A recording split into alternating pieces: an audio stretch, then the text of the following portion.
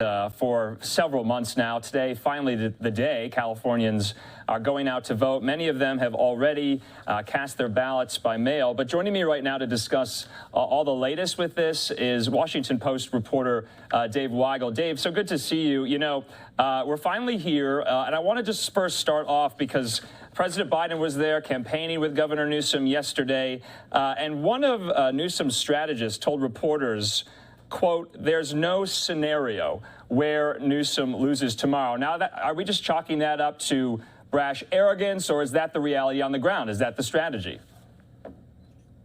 Well, it wasn't the strategy per se, but the strategy was to turn out as many Democrats as possible, because Democrats looking at the electorate that we have an enormous advantage, better than 2-to-1 advantage in registered voters. So if we turn out our base, we convince them that this is a Republican effort, we can turn into a normal election. So that's what they're referring to. This was Sean Clegg from the Newsom campaign. It is unusual. I mean, you're in the same business I am. You don't often ask a campaign, you're going to win. They say, yes, there's no chance we lose. But they were basing that on ballots returned so far, and this has been more than 9 million ballots either mailed or cast in person early. Democrats dominated with that vote. They have 51% of all those ballots. Republicans cast 26% of those ballots.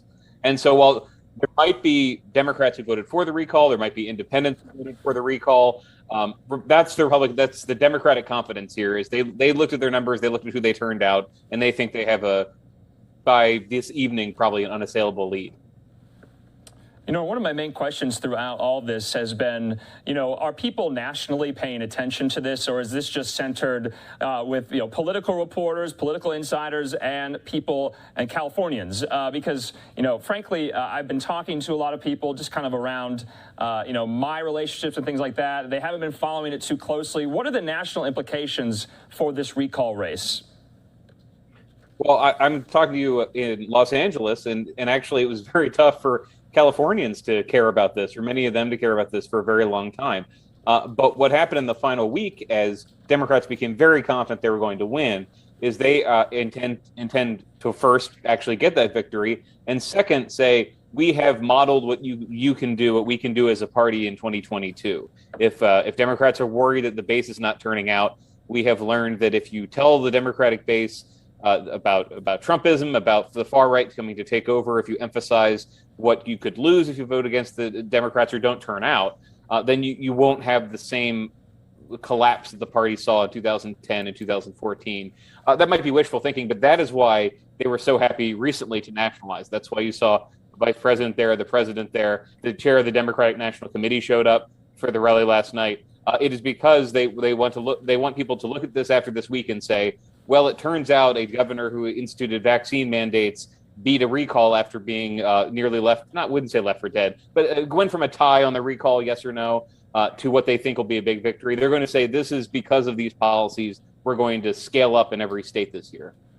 You know, and a lot of the rhetoric and the kind of issue focus has been on national issues, you know, critical race theory, coronavirus vaccines, the recent abortion debate since the Texas ruling, and also kind of the president really tying Larry Elder to Donald Trump, saying, you know, you would just have basically another Trump, if not someone worse than Trump, in California. What do you make of Larry Elder's rise? What don't Californians still know about Larry Elder? What do they need to know voting today? Well, what you know about Larry Elder is often based on what media you consume. If you've been listening to conservative media, if you've been not paying attention to conservative media, a lot of Democrats just didn't know who he was when the race began. And so I would say what Californians know about Elder is still not a lot. When you're in a situation where your base knows who you are, but not other voters, the opposition, in this case, the Newsom campaign, which had $80+ million, gets to define you. And they tried to define, you saw reporting in the LA Times and Politico and other places about Elder's romantic history and an ex-girlfriend accusing him of domestic abuse, which he denied. You had questions about where his money comes from, his tax records, which he sued to in some ways conceal. So if you go back to 2003, when the nation was more focused on California and Arnold Schwarzenegger was the candidate who ended up winning, voters did not need to know a lot more about Arnold Schwarzenegger apart from is he competent, whereas they didn't really know who Elder was. So he is not, as a conservative radio host, he's not the most firebrand. He's not an insult stand-up kind of radio host. He is a thoughtful, based on his analysis of polling and data and common sense, conservative. And so the image they created of Elder, I think, was more harsh than the real Larry Elder, who as a reporter was, gave lots of opportunities at the press to ask questions, could explain his views, if not get into the details on everything. What Democrats did is define him as you were saying, as a Trump acolyte, the president calling him a clone of Donald Trump. For a lot of Democrats, they just said, here's the shorthand. This guy's a conservative Republican. He's bad news. You don't need to worry about anything else. Just vote against him. Dave, I was also kind of been watching turnout numbers so far, just with the mail-in ballots returned. Are you expecting turnout to be quite large for this recall race? Are Californians going to get out there? It's fairly high. It might be. So we'll know at the end of the day. We know that more than 9 million ballots were turned in before Election Day. I was referring to that and why Democrats are confident. What Republicans say they need, and Elder said this yesterday, is just a surge of turnout and Democrats maybe returning their ballots and telling everybody they've voted against the recall but voting for it. A combination of those two things. It's not clear at this point in the day, and we're more than halfway through the voting day. There are not reports of surges, voting lines, the sorts of things that maybe some of the recall's biggest proponents were hoping for, of people who don't normally vote and vote in this election. Anecdotally, there's a little bit of that. But the campaign's tracking at the polls. They're not seeing, what you saw. Let's go back to 2016. You're not seeing what you saw reported in some places where after Democrats are very confident they're going to win Michigan, for example, big lines in rural parts of Michigan that nobody had seen before. It looks very similar to not as liberal as the 2020 electorate, but everything that's been turned in so far is only a couple notches off the 2020 electorate. That's an electorate that voted for Joe Biden by 29 points. And so if there is in the next 5 hours a surge of recall voters who have been hard to calculate so far, that could change things. But that's why this turnout, you can overestimate it. But in California, when you have this information on who's returned things, the racial breakdown, the number of ballots from what party people are registered in, that data has been pretty helpful in shaping what looks like an electorate that does not look that dissimilar to the usual Democratic California electorate.